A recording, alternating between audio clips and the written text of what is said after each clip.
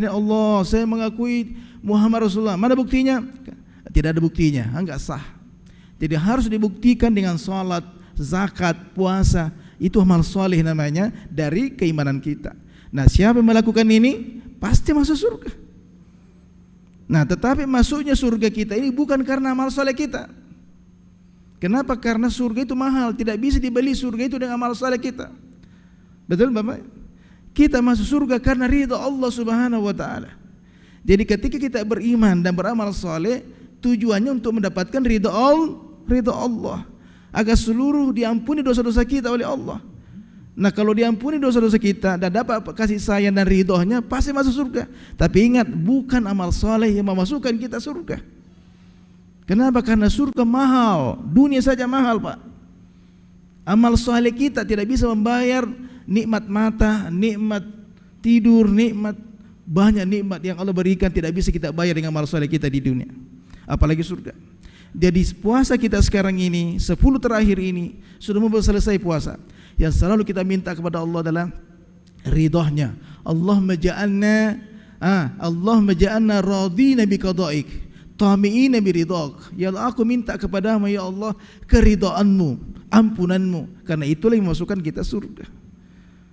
Iya, Allah. Kalau makanya siapa lagi? Aisyah pernah mengatakan, Rasulullah kalau turun Lailatul Qadar apa saya bilang? Nabi mengajarkan, Allahumma inni as'alukal afwa wal afiyah wal mu'afat fid din wa dunya wal akhirah. Itu doanya.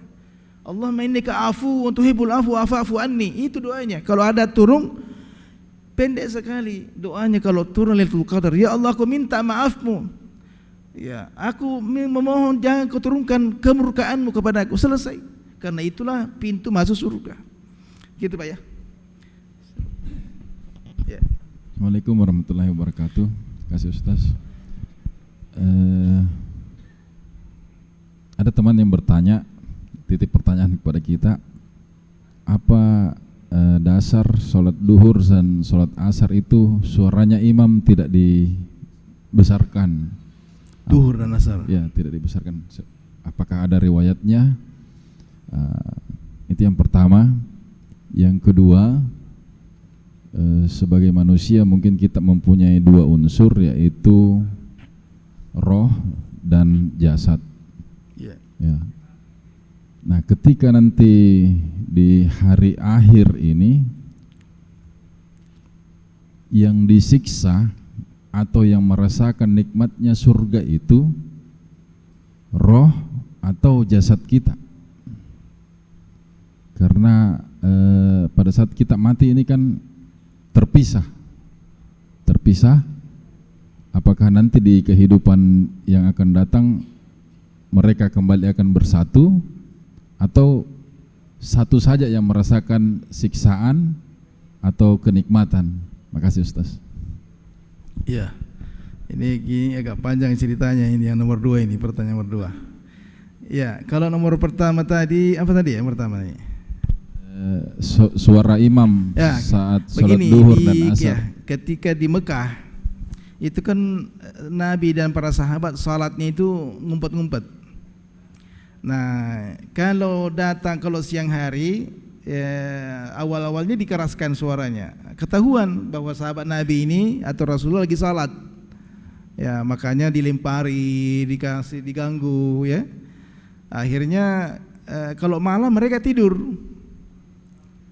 Mereka masuk rumahnya, makanya Nabi sudah mulai mengeraskan suaranya ketika malam hari, karena mereka lagi istirahat.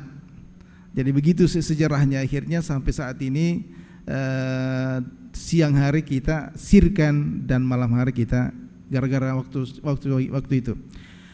Nah, sekarang kalau mengenai masalah ini Bapak ya, ini memang diperdebatkan oleh para ulama-ulama kita, disebut dengan usuluddin, ilmu teologi. Siapa disiksa sebenarnya? Apakah nyawa kita atau jasad kita? Bapak Ibu tahu yang namanya ini jasmani kita ini semuanya berzikir kepada Allah. Berzikir, darah kita berzikir, rambut kita berzikir, termasuk orang kafir. Neraka juga berzikir.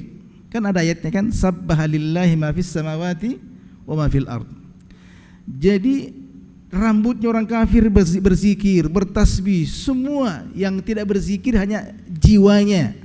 Nafs, ada nafs itu yang tidak berzikir. Jadi itulah yang merasakan sakitnya siksaan. Jadi ketika masuk dalam neraka, itu orang kafir, yang merasakan sakitnya adalah jiwanya, bukan jasmaninya.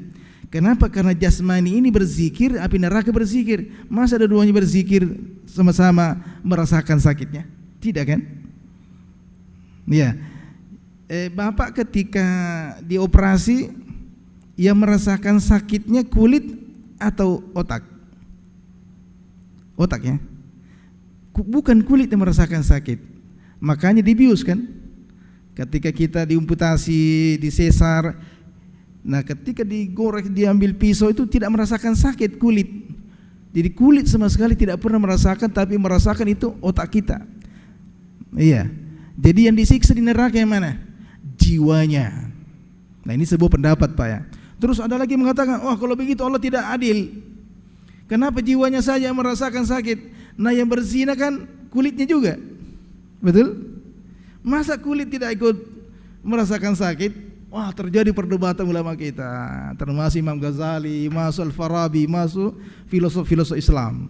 Begini saja Pak, gini saja. Kita berdoa kepada Allah, semoga kita masuk surga. Itu aja dah. Gak usah kita panjang-panjang cerita yang mana disiksa yang mana ya. Ya, terjadi perdebatan tentang keadilan sebenarnya. Muncul ujung-ujungnya Allah itu adilnya di mana? Kan begitu. Masa jasadnya ikut berzina, kok jasad tidak merasakan sakit? Cuma jiwanya saja. Nah, di sini terjadi perdebatan. Sekira begitu Pak. Ada lagi mungkin? Sekira demikian. Ya, wabillahi taufiq hidayah. Ya, silakan. Ya, saya kira cukup saja. Ya. Yang bertanya kita tutup dengan doa. Ya, kita doa. Bismillahirrahmanirrahim. Alhamdulillahirabbil alamin wassalatu rasulillah.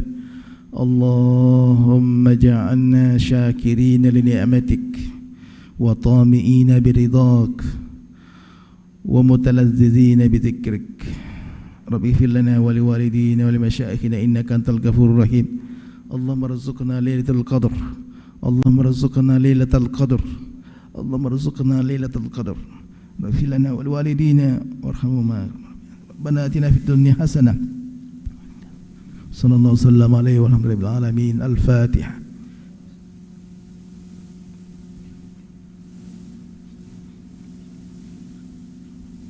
Assalamualaikum warahmatullahi wabarakatuh.